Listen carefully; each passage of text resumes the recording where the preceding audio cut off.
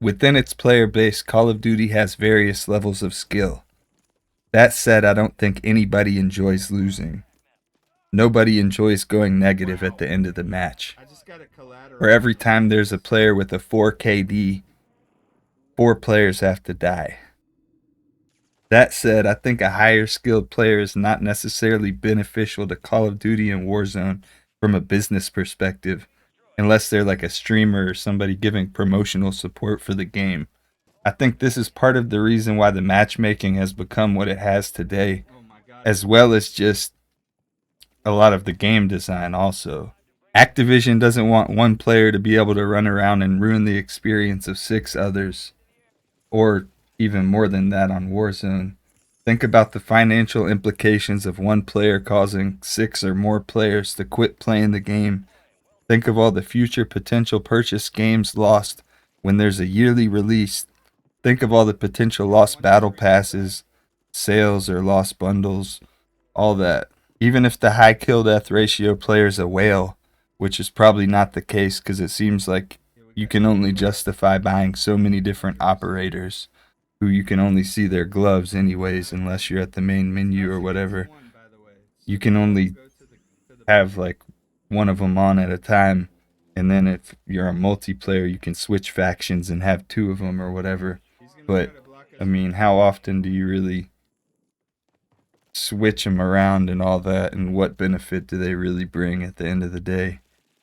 I mean, I guess you just see a new one that comes out whenever something comes out that's cool, and you say, fuck it, take my money. That brings the question, depending on how much somebody does shop in the game, are they less likely to be considered a detriment to the overall business model, even if they're stomping on other players because they buy a bunch of skins and stuff? I think somebody being a higher skilled player who doesn't buy bundles and doesn't bring any extra money other than the initial upfront $70 or whatever, they have the possibility of ruining the experience of lower skilled players who do buy bundles, however frequent, and there would be financial incentive to keep those players away from each other.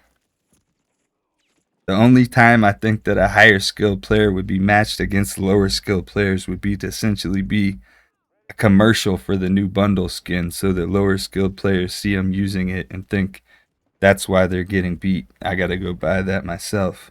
From a non-business and simply game balance perspective, I can understand the reasoning behind keeping the higher skilled players away from the lower skilled players, even if it's keeping 80% of the player base away from the top 20 and then keeping the top 5 away from the top 15.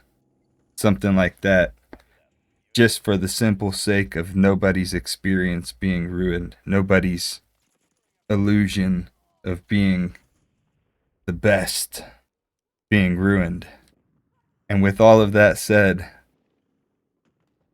it's comical to even think of it so competitively when the servers are so terrible. The servers are so dog shit. You can literally see the packet loss indicators on your screen.